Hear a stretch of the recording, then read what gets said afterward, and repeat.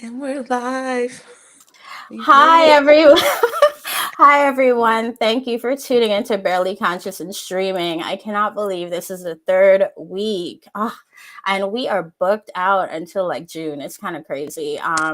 I just want to thank all of the guest hosts, past and future. And of course, today I want to thank Joan McGrath-Rojas and Donnie Bryant for coming to have this conversation with me about just communicating desired outcomes. And so we're going to talk about, personally, like just being upfront about what you want.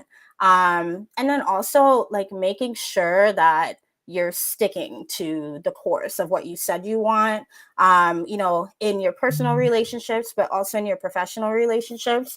And I'll just let, Joan and Donnie briefly introduce themselves and tell you a little bit about what they do. All right. Sure. Ladies first. All right. So my name is Joan McGrath-Rojas, as Aubria has mentioned, and I own True Support.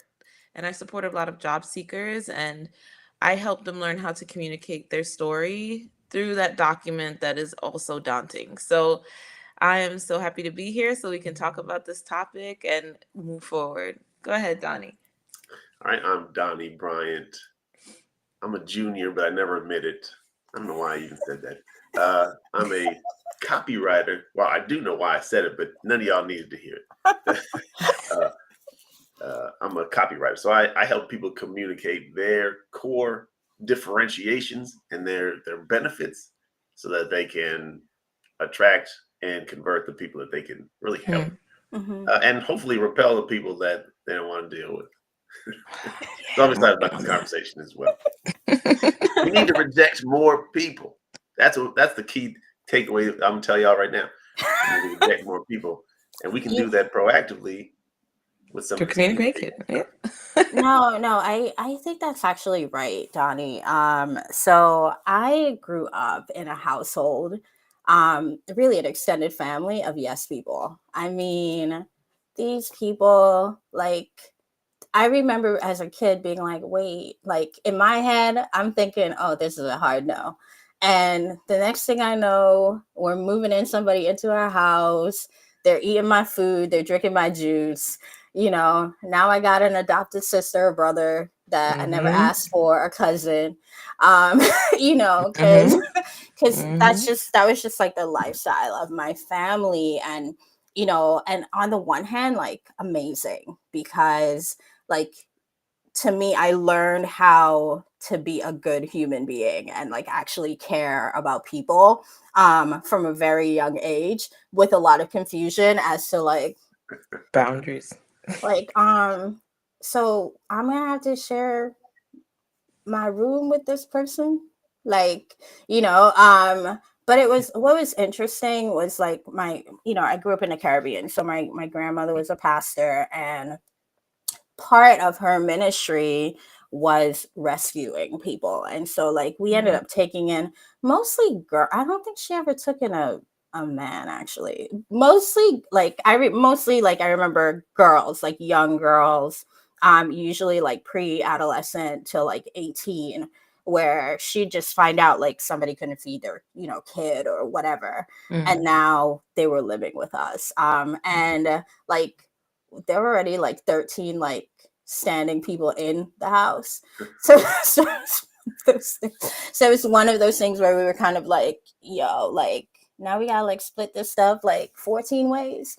But what she did a good job, I think, was showing us through her life and really communicating to us what was important. Right. And so Mm-hmm. from a very young age, I'm learning about like public service. I'm learning like this is what the love of Jesus is, and it was less talking and more doing, which is something like, I feel like doesn't get a lot of press when we think of communication, but it was more like you looked at the life and she was communicating, volumes and scrolls of just life and wisdom just from like looking at her, right? And so, tell me about like your experiences growing up.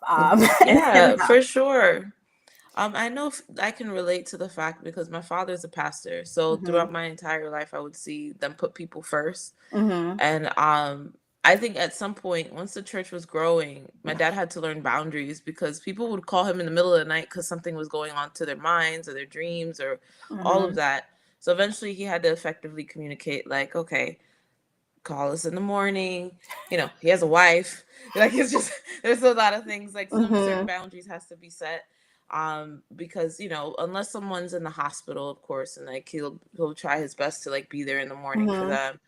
them. But I noticed that they definitely showed me like putting people first, which actually kind of affected me down the line because I started acting as such with other people, but not realizing everyone doesn't have the same values. Mm-hmm. And also just being more mindful of that. And I actually see that when I pick up clients and I build my following, is that I also need to be more mindful, like what Donnie was saying, learn how to reject and say no. Mm-hmm. Mm-hmm. Because sometimes you just have to. Yeah. It's something that I realize because when I don't say no, I start to see the outcome of it. I'm like, oh my God, why did I put Mm-hmm. myself through this? Mm-hmm. Mm-hmm. And I do believe that having that growing up, being able to help others and build on it, I still have to build out boundaries and communicating effectively that way. And not a lot of us have it, especially if we've grown up with people that's always been caring and had struggles, and we try to figure it out through together. You have like this tendency of just wanting to help. You're like, yeah, I Mm-hmm. know how that feels. Let me help you. Like that's just something that naturally I feel like has come into my life a lot, and I'm seeing it now as an adult too. So, oh yeah. That's crazy. My wife's father is a pastor, so there's a lot of Wow. a lot of We're so connected. ministry folks going on around here, and so I've kind of some now I grew up in the opposite of the Caribbean in Mm-hmm. North Dakota, which is almost Canada. Um, but I grew up in a house where, well, my mother didn't do this, but we spent some time living in her mom's house. So my mother's mother, who Mhm. to the day of her death had people in her house, grown folk with careers, married folk. Mhm. And Everything. she said yes to everyone, and she took in foster kids. She was Oh helping wow. everybody in the neighborhood, babysitting everybody, and so I definitely saw that. And my mother, I guess she adopted the same mind frame that you really shouldn't say no to people who need help. And I didn't learn any of those boundaries. Mm-hmm. It didn't Mm-mm. even seem like they should exist, right? And my wife communicates the same thing in terms of with her father being a pastor and the people calling in the middle of the night. They still do, I know. and you begin to think that that's how it has to be. And of Mm-hmm. course, you're right. There's love in that, Mm-hmm. Yeah. but you have to. It's important to learn the boundaries. Mm-hmm. Mhm. Otherwise, you expend everything that you got on other people's stuff, and Mhm. you're not able to walk in your own purpose Mm-hmm. as much as you'd like to, or with the fervor that you like. So I mean, I have a lot of that.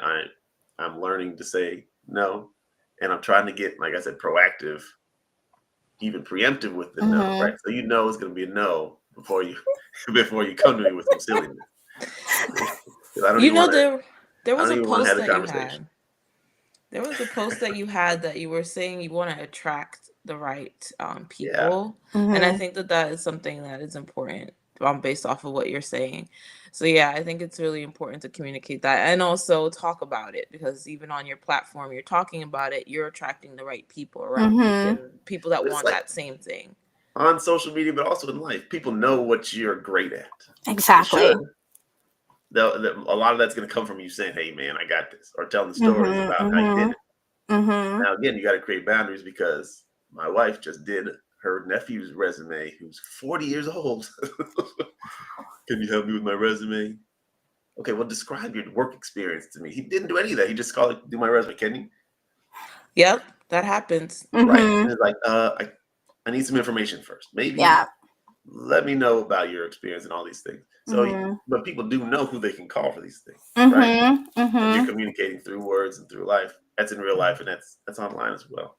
No, Mm-hmm. I think that's right. I mean, so I ended up moving to the States when I was 12. So I like moved in with my mom, and you know, she like this woman will give you the shirt off her back.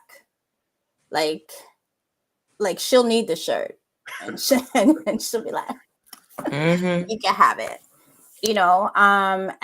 And to me, like, I just like remember as a kid, like a teenager now, just watching like people take advantage of who she was as a person. It's like she's like an empath, like just and then like there's me. I feel like I just developed my no from being around her, because what was interesting was, as a kid, like I feel like I was allowed to say no. So Mm-hmm. which like that's like not a norm in the Caribbean. I just want to like be very clear about that, and that was definitely not a norm in my family dynamic. It was kind of like I grew up in like spaces where it was like the adults were my way or the highway, and they communicated that very effectively. But I was like that kid that would always be kind of like, well, why? Like, I don't understand. Why does it have to be like this way? Or like, I was, I was always observing the adults, while like I'd be like reading, but I'd be like observing what was happening around me a lot. So like I would use the intel I would get from these adults, because they would think I wasn't like paying attention, to then like work my, work the system in my favor, if you will. Like I guess I was born to be a lawyer. And so um, but I remember when it was happening, it's like, even looking back now, I'm like you were like so slick, but my cousins were slick too. Like I feel like we all like knew like our zone of genius, and we would definitely like use it to our advantage, which I think is like really important. um and ultimately, like when I moved in with my mom, like she was like not having it, like this like working. It was like, dude, like you can't, like no, like the answer is no, hunty, you cannot do that. This is what we do here in America. Um, do not talk to strangers. Like, I remember her giving me like a speech, like, this is what I want. And then like she'll drop me off to school, like seventh grade. Don't talk to strangers, you know. And then like I get out of her car. It's like a random person in an SUV asking me questions. I'm too new to the country, too new to the school to have any answers. But now I'm like having a whole conversation with that person, and my mom's like in her car, like my child's about to be snatched, and I just talked to her about about not talking to strangers, and like there are like so many instances of that. And so like for me, I had to, I think on the one hand, like I was saying no in these very kind of like, I never thought of it as like rebellious, but now I'm older. I'm like, wow, like, were you like as good of a like child as you think you were? And like, because like the adults think I am. Like they like the extended family has like fond memories of me being this like model kid, right? But then I like look back at moments where I'm like, were you though? Like, and how did you signal to them that you were a good kid, even if you weren't doing what they told you to do? Right. And so like, Yeah. and no, it's really bizarre. And ultimately, like, merit is what got me to get away. Like, to me, it was like, oh, she's smart, oh, she's doing well in school. So it's like, I like, they let a lot of like things slide, Mm. because like, oh, she's doing well, like, and I wasn't like a rude kid. Like, like I would never like talk back. Like, I wasn't that kind of kid. I was the like, all right, I'm gonna let you rip kind of kid. Like, I would just look at you while you like reamed me. And then and then I would like give you a couple of hours of cool down. And then I'd like come to you and be like, when you said XYZ, that really hurt my feelings. Like, did you really mean that? And so now, like, you as an adult, like, now that you've like had your cooling off period, like you gotta deal with this child, like coming and trying, and so like I feel like I learned how to like just communicate my needs as a kid, which is like totally like as an adult, I feel like I run into a lot of adults who are afraid to communicate what they want. Um, and even after they communicate it, like if they get a little pushback, they're Yep. changing. They're like switching it up, like they're not like standing their ground, even if their request isn't necessarily, unreasonable. And so like in the workplace, especially Joan, like how do you see that like turning out, like even when you're like talking to your clients, like what are some of like the roadblocks Yeah. that like you've seen, and what kind Yes. of advice would you give to people who struggle to first like communicate exactly what they want, especially in those negotiations, right, for a job, Yes. and then standing firm even when there's some pushback. Recently, because my client's starting with because you know how Google usually buys out certain companies, so he's working Mm-hmm. within a sector in Google, and he was interviewing, and then once he got to his third round, they asked him to do like a whole presentation, and they wanted information on like how he would sell the product, etc. And he's been doing this for 30 years. He felt like this was kind of almost like a entry level ask, because he's like, Mm-hmm. I've been doing this for so long. Why would I need to prove that? I've worked with Dell, I've worked with all of these companies, and I'm at director level. And I said you should give them pushback. Mm-hmm. If they really want you, they're going to hire you because you have Mm-hmm. the skill set. You've worked with this type of technology and cybersecurity. You have worked with military grade XYZ. So why would you need to have to do a presentation of how to do it? That means they're Mm-hmm. taking information from you. Because that's your skill set, that you Mm-hmm. know how to sell a product and generate millions of dollars. So he did give them pushback. He said that he like practiced before he spoke to them, and I think that that's also something people don't do often, is like preparing to speak. I think that you, Aubrey, you probably have that in your ingrained, especially since you have that lawyer blood all over. You just know how to do it. So people do need to learn how to practice and prep before they start to speak to others. And to see the outcome is that they were like, okay, no problem. They gave him another final round of interviews, and he got the job, and he starts Mm. in April. So it's like, yeah, like he didn't have to do that whole, like what he felt was an entry Right. level ask. Like Mm-hmm. he felt it in his body. He was just like, this is not for me. Like I'm not doing that. No.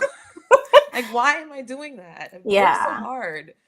And he is a man of color too, so I Mm-hmm. think that that also plays a role, that we feel like we have to constantly prove ourselves. Yeah. And my advice to anyone, no matter who you are, what you look like, what your sex is, stand on 2 feet and say how you feel, and Mm-hmm. prepared what you need to say if you have that opportunity.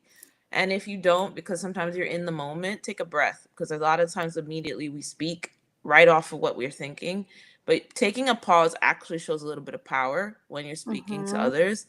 And I think that that's key. When we're thinking about the workplace as well, same thing. If your boss is talking to you and giving you all this list of things to do, and they're waiting for a response, giving that pause, kind of you hold the power in that moment, because you get to decide what do you want to do at that moment, and be able to communicate if you can take on all of those projects. Because sometimes we say yes and we forgot about the Mm-hmm. two things that we need to get done.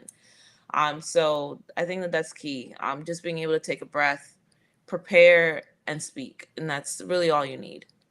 Yeah, no, I think that's really important. That like preparation. And that's something like I actually learned that from my sister. Like I have an older sister. She's like 9 years older than me. And I call her like the super Christian in the family because like she knows the Bible like 18,000 ways. Um, she's an intercessor. She went to Bible college twice. Like Oh to wow. me, like if I need Jesus advice, I'm going to her. Like I don't care. I don't care about anybody else. And she's like virtually unknown, but like why I like value her, and like I will say her wisdom like spans beyond Christianity and Jesus.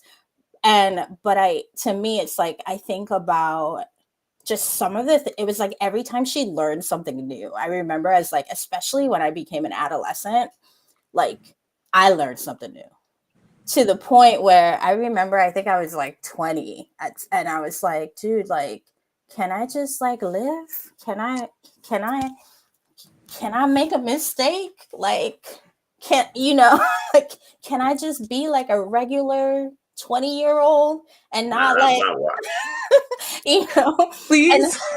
and, and you know, it's like really funny. And like she just in her mind was kind of like, no, like anything I know, like you know, and like and I've Mm. like I unfortunately like bombarded. I have a younger sister who's like 15 years younger than me, and like I know my mom wanted to have a child for every generation. Um and we joke with her about that because it's like, and we tell her like, no, you literally made like a freedom fighter for like each generation, like it's okay, like It's hilarious. That's um crazy.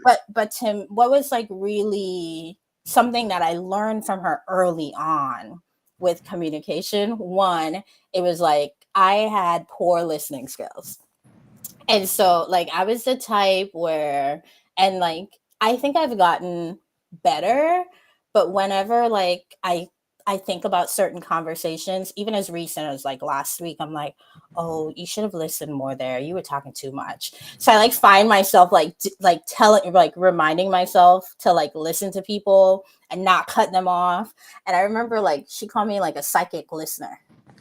Cause like, cause you'd be like mid sentence, I'm finishing your sentence, and I'm like responding, like you know, and you could tell like that gets annoying. So that was one thing she taught me, like, bro, like you need to be a better listener. And I'm 40 now, and I have to say, like, I'm still working on that. Like there are days where I'm like, wow, you were really listening, and then there are days where I'm like, wow, you was not trying to hear nothing anybody else was trying to say, you know. And so I'm a work in progress, and I admit that.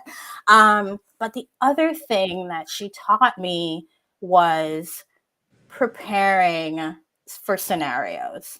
And so like Yeah. they're just like things in my life that like once they pop off, that I already know what I'm gonna say, you know, because like I've thought about it. Like I've spent time reflecting, you know, based on past experience. So I'm like, okay, the next time like I'm in a situation like this is my response. And like I'm not gonna like break from that, because the Yeah. last time I broke from that response, that didn't Yeah. work out for me, you know. And Right. like just sticking to the, you know, just being like for example, my first job, I had somebody who was bullying me. It's funny looking back. I'm like, we didn't even like call it that back then. But Right. she was definitely bullying me. And what was crazy was like she wasn't getting the reaction she wanted out of me. And I think part of it was like, although like that job paid me well, and I was, you know, I was like an assistant GM at the time, like at like a store. And so like at the time, like all I was thinking was I need this money to pay for school, because I'm trying, you know, like at the time, Yeah. like I was pre-med, I was gonna be a doctor. So like in my mind, like this is not my end all be all, right? But like that was her end all be all. And they ended up I ended up being up for a promotion, which I got. And she saw the email before I saw the email. Oh. Yeah. And so that day she was in like rare form, and it was crazy because I think she was about 40 and I was like 20. I was like 23 at the time. And I remember they told me, she basically said that I threatened to punch her in the face. Now, you guys see me right here. Like, do I seem like the type? No. And I was never the type. Like, I've always been of the vein that, you know, I'm too cute to go to jail. Like, so like I'm not doing anything. I'm not doing anything that could Nope. potentially get me even in proximity of a jail. Okay. You know, and and really it's like I don't look at my skin. It's flawless. Like I've never been hit in the face. I'm done. Like I've never been punched in the face. I would like to Like keep nobody, it. I would like no. to keep it that way, right? And so, but like what happened was the boss at the time, he was a people pleaser. He was a yes guy. And so like because I think she had been with the company like 13 years and like I'd been with the company 4 years, but now I was going to be higher ranking than she was. Right. And so like he was like, "Oh, Aubria, we're gonna have to suspend you with pay because we have to investigate like what happened." Like they basically, although there was no record of me ever doing anything like this ever, like Oh, what an awful human being. And and so like so and I remember like in my bravado and my like, "Oh, I'm 23, I'm gonna be a doctor anyway, y'all basic," and that like in that was like the attitude. right. I No, just want to be honest that that's where my you didn't think attitude, about it in like that way. I literally was like, "Yo, y'all could do that, but I'm not coming back here. I'm done with this place." And and even at that moment I didn't know that I was already promoted. I had no idea that I was already promoted. And like 3 days after I basically like left that job, I got a call from like the regional manager because he was like trying to find me and Oh, couldn't find me because I had left and they basically didn't go through proper procedure with like that suspension and all of that. But because I was like so young and like, really like feeling myself. And I mean, like, I'm still feeling myself. Um, I didn't care. Like, I remember telling them, like, and to me, like, when I look back at like who I was as like a 20-something-year-old, I'm like, I don't know why people expect me to be something else at this age. Because like that chick, like she was on the phone on some, "Thank you so much for your interest in me returning, but I can't work for a company that won't protect its employees. And you guys really need to do a better job of how you handle these procedurally." At 23. mm-hmm. But also I had a whole second job because like I was, You're so like, I'm tired anyway, so and deal so with my one paycheck. no, so it was really funny, and what was crazy was I was like working part-time at this other job, and I remember like quitting and like walking down the street because like the You're not job too was far. it was like literally 2 blocks away. It was in New York City, and Yep. like so and they had been asking me to like do a supervisor role, and I was like. I was like, "Oh, I just want you guys to know that I no longer work at that other place. So, like, if you were serious, like, I could totally be full time, like, as of next week." Um, and so, like, That's awesome. I was already set, right? Um, and so, obviously, like, it worked out for me, but I found out after the fact that I was gonna have my own store. I was gonna be a GM at 23 years old. Mm-hmm. Wow. And I was gonna be making like 90,000 plus like stock options in like 2007, bro. Yeah, So I think that's yeah, and so like so because of that missed opportunity for me, like I look back on it as like to me, I look at that as robbery. Like I actually look at it as like a robbery of potential destiny of earned income. And so I remember after that moment, like talking to my family about it and being like, "You know what? I'm never quitting another job that before I'm actually ready to leave." And Hmm. and then I remember saying like, "And even if I'm ready to leave, I'm gonna let any job that like if a job is like bullying me, I'm gonna make them fire me." And a few years later, I got so good at being fired, I had a place fire me 3 times in 1 week from the Oh same my job. God. What is going on? So talk about like communicating desired outcomes. Like, and I remember when they told me the first time that I was leaving, I was like, "Oh, okay, no problem, cool." And it like pissed them off that I wasn't Devastated. angry and Yeah. I wasn't like falling apart, but like I've always like been good with like saving my money and that kind of thing. And so I always find it, like I remember like the look on like the boss's face. Like I mean, he was like falling apart. because I wasn't falling apart. Because like he had prepared a speech, but because I understood Mm-hmm. and told him, I was like, hey, I get it. You guys don't like me anymore. You don't want me to work here. It's cool. Like, what's the next steps? Because I've never been fired before. So like if you could just tell me the next, like, do you guys need me to clear out my area today? Like, Anything. what do I need to do? So it's like how do you destroy somebody like that, right? But again, it's like communication. And what I communicated that second time was, yeah, this is just a job to me. Like, this is not like my identity. Like, sure, you guys pay me well, but I'll be okay. You Yeah. know?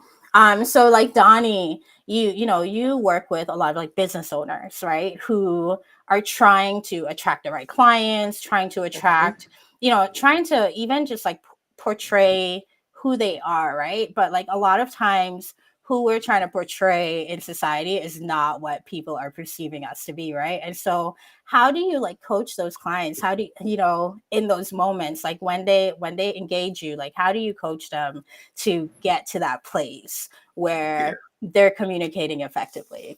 It's interesting. Before we started recording, you mentioned a lot of people are doing this copycat thing. Like, I want to. It's working for that person. Maybe it'll work for me. Oh, that person is doing the Harlem Shake on Mm-hmm. TikTok. I don't know if anyone does that anymore. You really dated yourself there, Donnie. Harlem Shake. Yeah, I'm past 40. That might be the last internet thing that I know. um, and so I have I have a long question there, but when it comes down to it, the conversation always revolves around the idea that you have to decide desired outcomes. I mean, are rooted in who you are, who you see yourself to be in the world, and how you want to impact the world. So we start there. Like, how do you even see yourself? Mm-hmm. Who do you perceive yourself to be, and who do you want to be? Like, because a lot of times we have the Superman Clark Kent thing. Like, if I'm operating in my Clark Kent, I'm trying to be the Superman. But Right. Clark Kent is Superman. He just has to take the clothes off, put the little Cape. that's it. Put the cape on. So we kind of talk through those things, and then it's a confidence thing. Mm-hmm. You define how you want to be seen. We work on words, we work on positioning and things to make that Mm-hmm. happen. But then it's the confidence, also, like you said, that when it seems like there's opposition, pushback, or Mm-hmm. skepticism, that you don't crumble and Mm-hmm. go become something else because it didn't work. I can't. It's tough. We have, I think, as a society, a lot of us we're just used to we're not like solid in our expression of values. We want to Mm-hmm. be flexible and perceived as, you know, amenable to any situation, and we're scared we're going to lose money if we rub somebody Right. the wrong No, that's way. very Mm-hmm. true. It's so goofy because when you're rubbing, you got to rub everybody every way, and then you. It's How do you I true. mean, manage? it's the truth. How do It's you true. manage that? Like, there's only one thing that maybe I say in my life. There's only two things I'm good at in my whole life. I only know how to do two things. So it would be dumb for me to try to do something else. And I Mm-hmm. think even if I could do 10 things, I can't communicate 10 things clearly at the same time. Mm-hmm. So it's really about just deciding who you are, who you want to be seen as, and then building your confidence in this is going to work because it is who you are, it's who you're called to Mm-hmm. be. Yep. And if it's your purpose, why play around with that? Let's just stand in the knowledge of that, in the confidence of that, and in spite of the power dynamics that feel like they're out there. Mm-hmm. Mm-hmm. One of the things that Mm-hmm. y'all talking about workplaces, and I have plenty of work stories as well. Firings and attitudes, and I've been a bully myself. We won't talk about that part. I think But we all have, right? Like, I mean, I think we all like to think that like we're like the best people like in the world. But I remember when the Me Too movement started, and they were like taking down bosses. And like I've been a boss for most of my working life, and I remember working at a particular place where we were just inappropriate. Like looking back, just like some of the conversations Yeah. we would have, some of the jokes, you know, and like I remember when it came, I was like, oh, I we were just kikiing, but like there, you know, and luckily, and I remember like I went on Facebook at the time and made an announcement about how like I was like, I need to get in front of this. And so like I went on, and I have a post that shows up in my memories every year of me being like, hey, like, you know, I've been a boss for a while. You know, I just want to apologize to anybody that I ever sexually harassed, you know, or discriminated against without even realizing it. You know, like this is inappropriate. But like I remember doing that because like I sat with myself and I was like, Jesus, like you're toxic, Right. you know. And like, so you know, totally Donnie. But continue. Well, I think, you know, Adam and Eve messed this up. So we all got that. You're dealing with the potential of nastiness coming out in one form or another. But I guess the point I was going to make is the power dynamic, which is it feels like someone has superiority over you, and you feel the need to conform to their will. But they don't have power over you, no matter what's happening. Like you said, even if it's your boss and they say, you know what, we're going to have to suspend you. They don't have power over you that you don't give them. Yeah. I can get another job. I can, you know, freelance. I can do Uber now. Not in 2007, right? But now you can do Uber. You can rob a bank if you want to. You have your options, and I don't have to give you that power. So don't, like what you said, taking a breath. Part of what you do when you take a breath, at least this is how I see it, is remember, this is my moment. This is my moment. You're having your moment. That's outside of my control. What I can control is recognizing my own power and my own lack of need for approval from you or anything from you. And when you do that, then it's a little bit easier to communicate what you want, what you stand for, what you're not going to take. And that, I guess that's the point I want to make. No, we can all do that. We can all do that. No, definitely. I agree with you.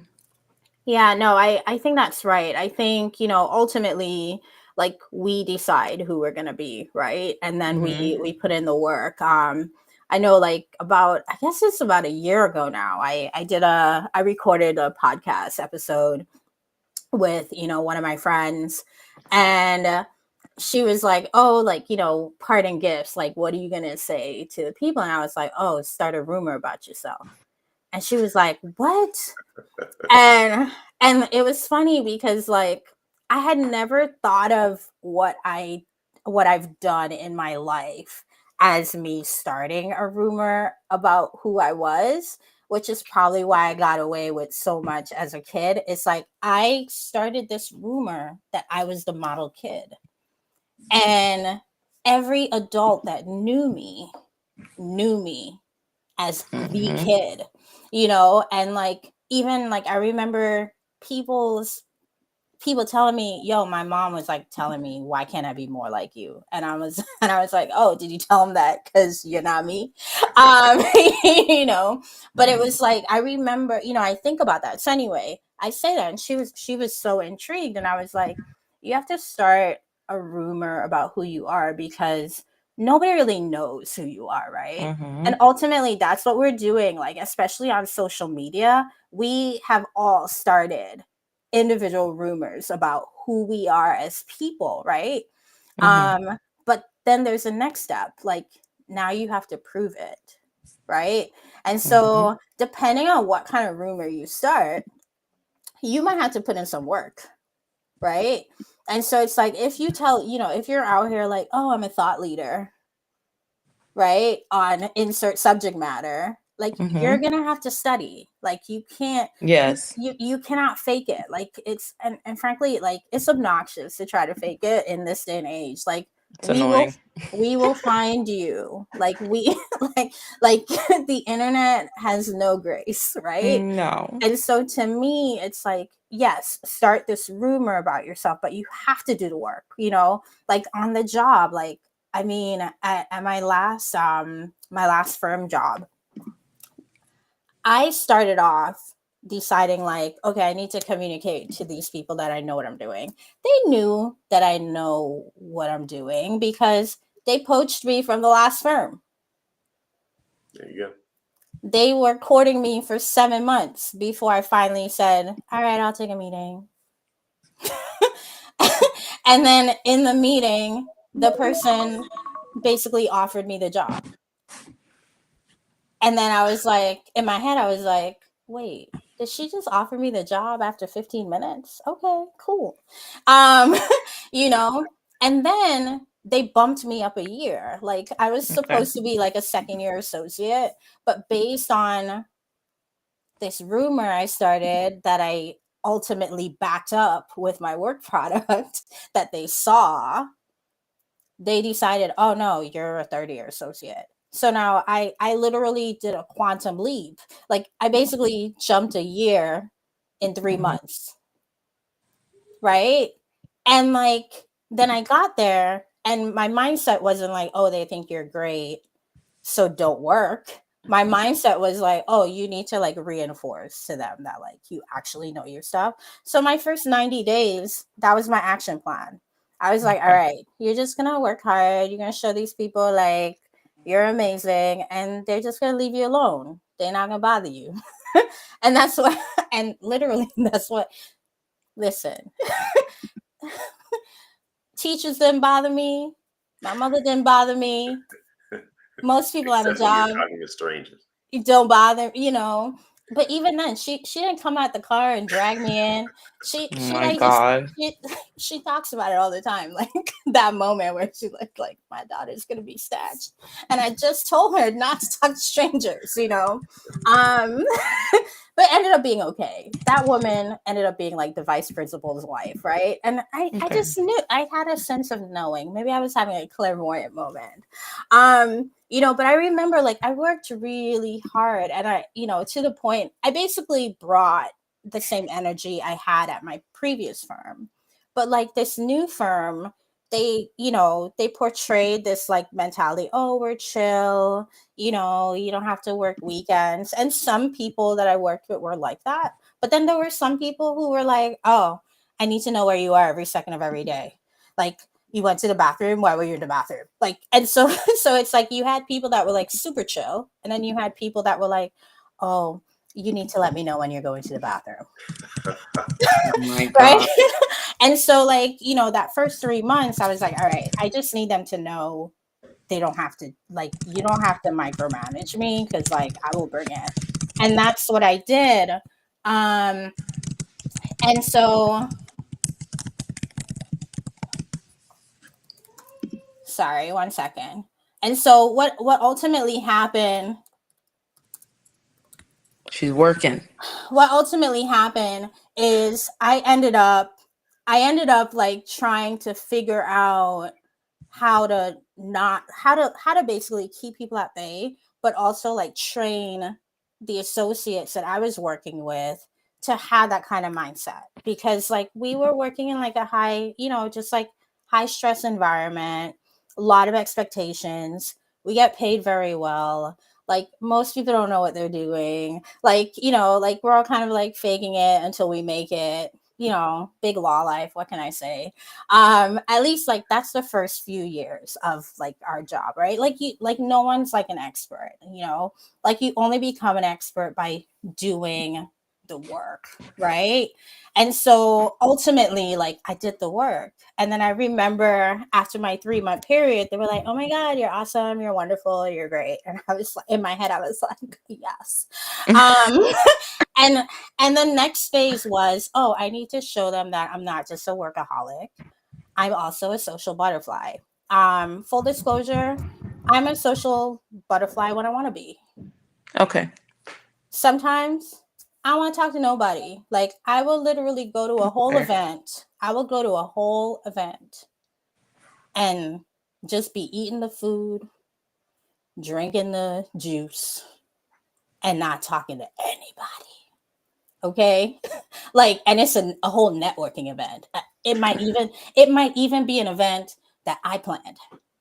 Okay. Like, that's, but that's just two sides of who I am. But I needed them to know, like, no, when it's time to turn on, obvious fun.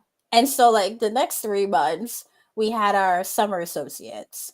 And the summer associates were coming to me to find out what practice groups they should pick for their top 3, because of this is how influential I became in that like 3 month, like, to the, so like in my first 6 months in this new place, and this is like all independent, like lockdown time where like you're not really coming into the office, like to be able to like show people you know what you're doing in 90 days working remotely. It's monumental.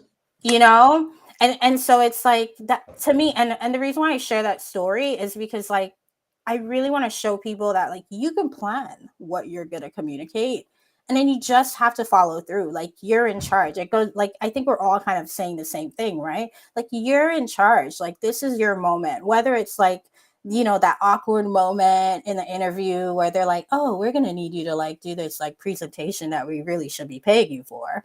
um because like, why am I giving you a whole proposal for a long-term project for no charge? Like, what is Right. that? No. Right.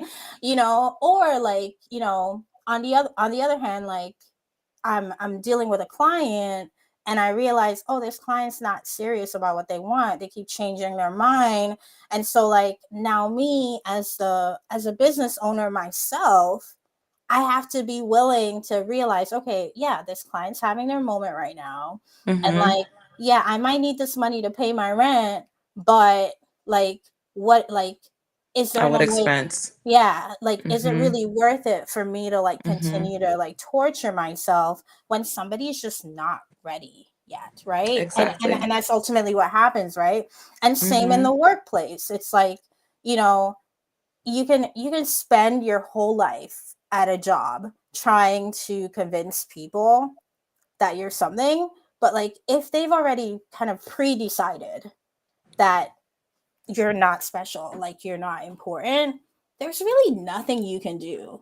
Like, it just like, you can literally make them 100 bajillion dollars and they're still not going to accept you, if that's what they've decided to do, right? And so like, ultimately, like, we're all deciding how we communicate with each other, what's important to us, Yes. like, who's important to us, like, who do we actually need validation from, right? When is it okay to say, you know what? I used to think I want you to validate me, but like, you don't even know who you are. So how could you possibly validate me? Like, you're still trying to impress the next guy. Right. And No, so, yeah. like, picking up on those cues, right, where you realize you're like, oh, this person has a problem, but like, this problem's not really my problem, It's because not, yeah. like, or somebody's getting really personal in like a business situation, and you're kind of like, well, I only know you on like a business level. And so like, the energy that you're bringing to me, that can't be for me, that has to be for something else, right? And so like, knowing when to even reject some of Yep. the vibes you're getting from people, and not take it on, because sometimes we internalize so much of what's communicated to us, right? And I know we've spent a lot of time talking about how we communicate and how we present ourselves, but what about those moments when people are communicating to you in a way where it's just not beneficial, like it's not edifying in any way, and Yep. sometimes they're just dead wrong, they're dead wrong about you. you know do you have to take their word for it, right? And if not, why not? Like, how do you curb the feelings that are ultimately going to come, the emotions that are going to come when somebody gets in your face and they're like, oh, well, you're not that special, or you're not a fit, or, insert all the different ways they, people tell us we're not valuable, right? Like what are some of the ways that, both of you have in your own lives, Yep. dealt with that, but also how do you help coach people in that light as well? I know when I was interviewing for GitHub, and Mm-hmm. they had a very long process, and it was like 5 rounds.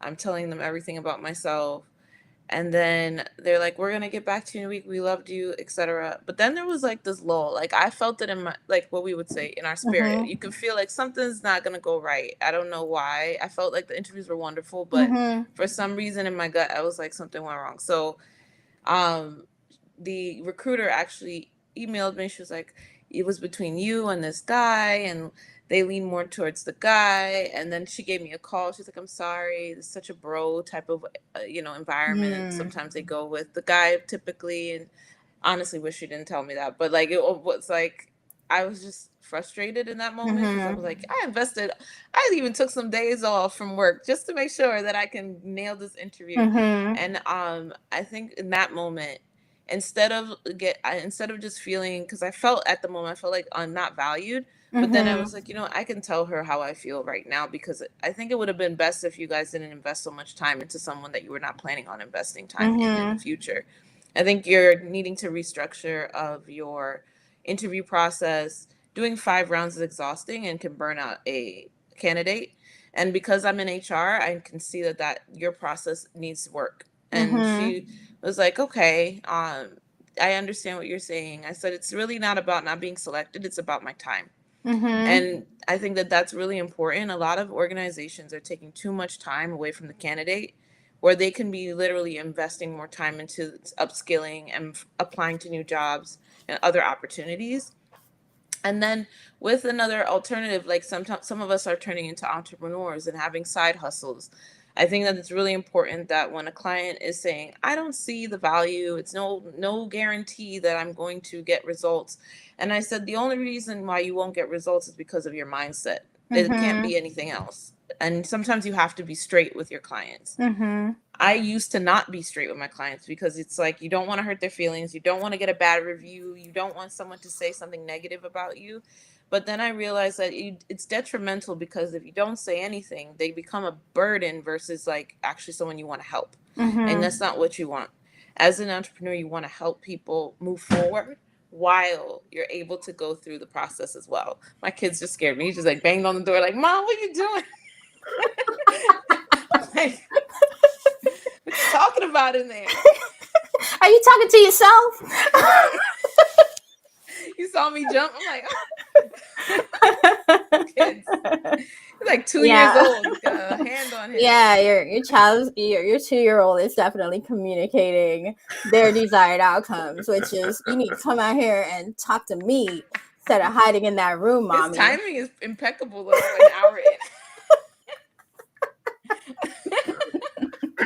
You said whatever, man. Yeah. in. So Oh my God. what about you, Donnie? How have you, kind of like dealt with it on your own, but also like how do you, encourage your clients, when they're dealing with like similar situations? I think this is similar to the what I had said before. You kind of have to have your own standards for Mm-hmm. Yeah. what you're going to take, what you aren't going to take, and of course it's fluid. But there Yeah. might be some hard and fast rules, but Mm-hmm. situations sometimes you bend the rules for. But Mm-hmm. if you Yes. have, if we're saying I just need this opportunity or anything, I need this relationship or I need people to like me, then you go into it and you'll take that weird kind of communication Yeah. coming towards you because Mm-hmm. you feel that need to deprioritize yourself, Mm-hmm. which I mean accomplishes a goal, but you hate yourself. Maybe it's just me. Hate yourself afterwards. Like, why Mm-hmm. even do that? Was it worth it? You might get a check out of it, and I've gotten checks and hated that I got the job.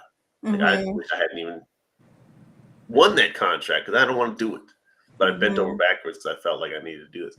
So if you ahead of time, we're talking about preparation again. Have to find out what kind of standards you have for how you're going to be treated or how you're going to interact with people. I used to have a jerk clause. I don't really attract too many jerks, so I spot them pretty early. I had it was a big contract, yo. It was big. And this guy wanted to take over my life. He felt like, because he was paying me a lot of money. He's paying me more than his director of marketing, all this. I was making him a lot more than he's paying me, though. But he wanted to own my life. Why haven't you mentioned me on LinkedIn? Was that in the contract? Sir. Right. And he wanted, texting me at 8 o'clock in the night. This is going out in the morning. I want you to do something different. But I did deal with it for a while. At some point, I invoked the jerk clause, though. Like, I'm not going to do this. It's not worth the amount. I'm only going to be alive for so long. It's some money. Yeah. Right. So it's like, we're not going to be able to continue. This is not working out for me. And you can take your fat check. Go talk to somebody else. And so I didn't enforce my standards soon enough. I was making a lot of money. It was a lot of money.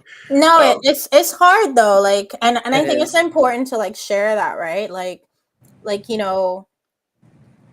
sometimes you have to raise the bar, even if it means you have to walk away from like money you might not have like seen before, Right. Money that like could change the trajectory of your own business, your finances. And so it's like we're not completely oblivious to the fact that like, standing on business. I heard you guys trying to make it, very professional, but I know you really wanted to say stand on business. So I'll say it for you. Stand on business. Like I was like, oh, they're gonna say stand on business, and then like you guys went off into like these, scholarly. They're just trying to make sure I look good. Scholarly like sentences. We're on your platform. We got to make sure we we got to keep it fresh. But I'm cool. Like I'm a cool cat. And so, but listen, we having fun, all right? Yes. And so to me, like standing on like I've had to stand on business where like I had plans for that money. Like I had big plans. I take it to another level. When my wife has plans for the money, it's like, because I don't know how much money's in the bank ever. My husband too. Because it's like, but then she's like, well, after she makes plans, now it's like I don't want to derail what she's trying to do. So you gotta, all that is communication. Yeah, and then like now you have to communicate with your spouse, right? Or if you have business partners, like you can't just be out here willy nilly, like like rogue Aubria 23, like whatever, I don't need you, like because there are so many people relying on you being able to make emotionally intelligent decisions, yes, regardless of your feelings, while also maintaining a standard, right? And so it's important to have even those sidebar conversations before you show up, like Mel Gibson in Braveheart, like oh my god, throwback. That's like my favorite movie ever. And so it's like 5 hours long. It is. But I love it. It made an impression. Like I feel like I was supposed to be born during those times, like running through, like the field with spears. Oh my gosh. You love those kind of movies. Oh my goodness. Those are the best though. They are. I mean, listen, freedom fighter, like that's like the purest form of freedom fighting, right? But and the dirtiest. that part, I love it. It's funny whenever I think about like living in a period other than the period I currently live in, the only thing that brings me back to reality is the cleanliness factor. You know, like the idea of like an entire household shower, you know, bathing in the same water, to the point that there's like a whole don't throw out the baby with the bathwater. Like people say that all the time, but they don't really know what that means. They don't know You know where. what? No, they don't. You know, maybe you do want to throw out the baby. You can always make a new baby. You know, especially like what kind of diseases that poor child might have because because the child's like the last person to bathe in that water. Ooh. But I Okay, digress. that's a thought. I digress. We need to wrap up. You know, listen, we are barely conscious and streaming right now. You know, like the fact that we were able to hold it together for 55 minutes and 19 seconds is a miracle. Okay. So, you Oh my know, God. we were able to get you good food. Like you can take these like communication skills that we've just kind of like outlined. You know, we gave you examples because I don't know, like you could go read a book about this, but it's so much better when you have like real world examples of like how to do it.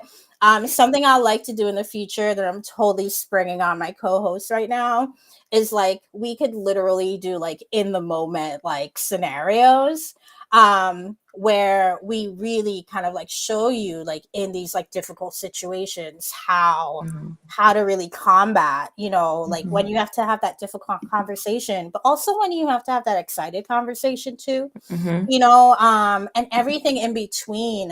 It's not all like communication is not always about, oh, how to communicate in a difficult situation. Like just how to communicate effectively so you're getting like what you hope to receive in that moment, I think is really important. And I'll end with like a final example because I wanted us to touch on it, but you know, we didn't really get to it. Feedback. You know, feedback in the workplace, feedback in the form of reviews, client evaluations, you know, when you have a client, you know, if you're working in a company, you know, giving feedback, you know, anonymous feedback to your boss, don't do that. Hey, if you're filling out something on a computer, it's not anonymous. I'm sorry. Like Never. I'm an analyst by design because I already knew who filled it out when I was doing the survey analytics. So like if you like, I remember when we used to do feedback when I worked at like Staples, it was like you wrote it on like an index card and threw it in a box. Nobody knew who did it. No. You know, unless you got like too specific, but you know, kind of thing.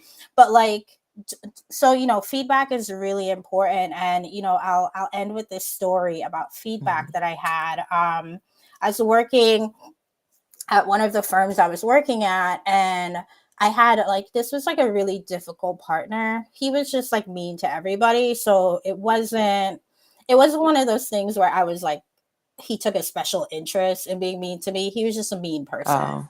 And had made a lot of people cry. Like that was his MO. And so like, I remember he reached out to give me feedback, and he spent most of the call talking about how he used to feel when he was in my shoes.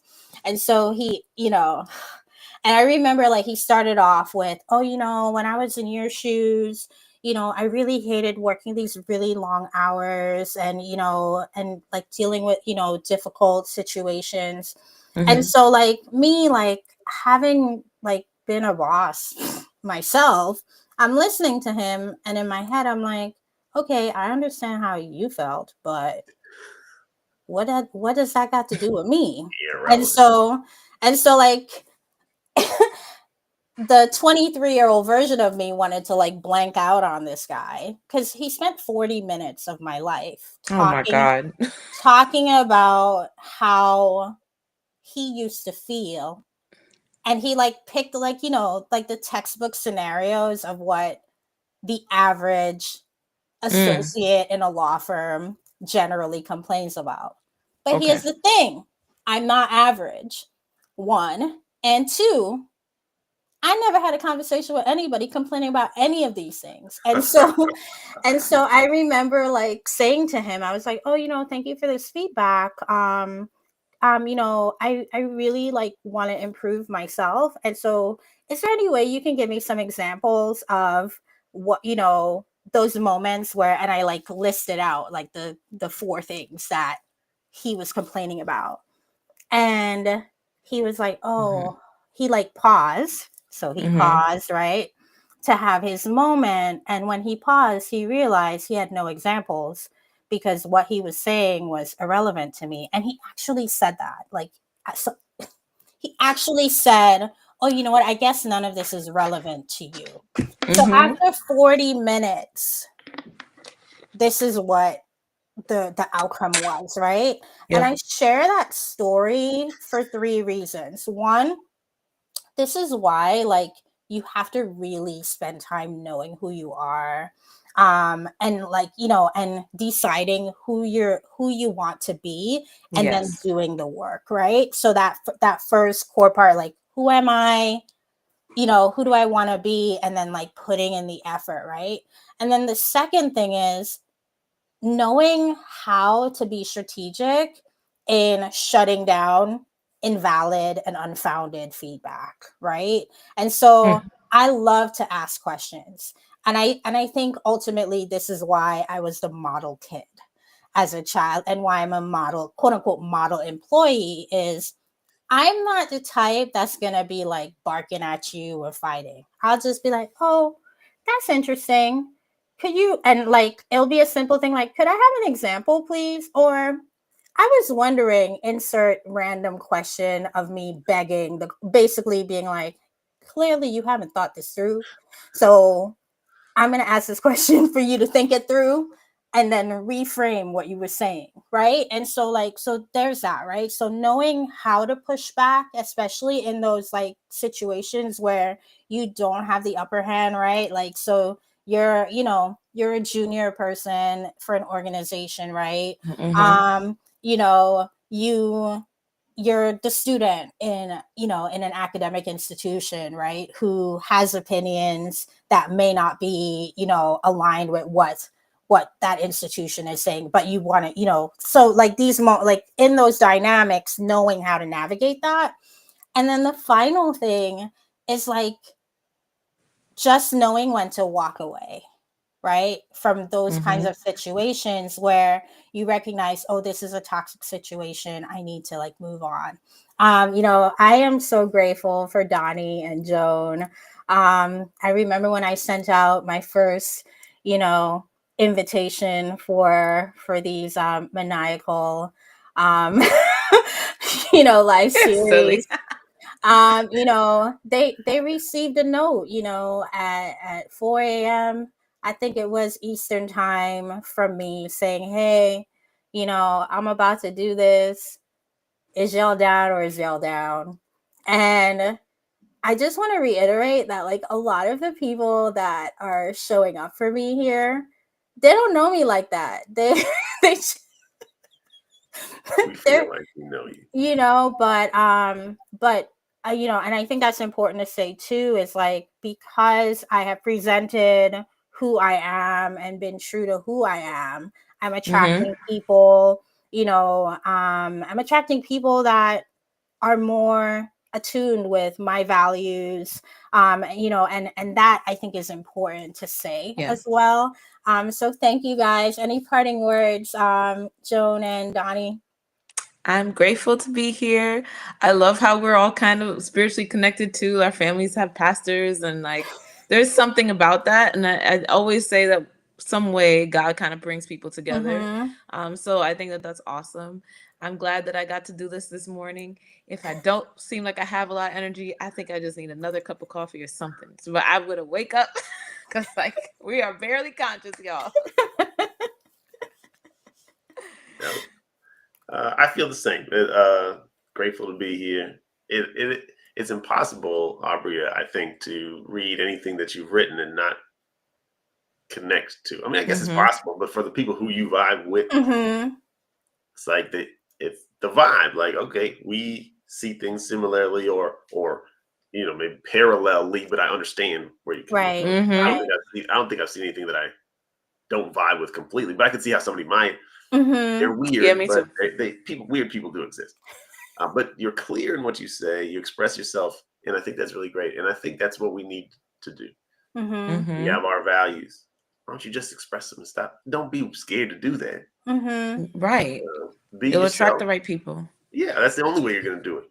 If you try and be, like I said, rubbing everybody every way, you're not rubbing anybody really well. You just got jelly fingers. Nobody likes that. So I appreciate what you've done. I appreciate you bringing us together. This has been a fun call, and I'm looking forward to the rest of the series. Yeah. Well, thank you guys for tuning in to Barely Conscious and streaming. Have a good one.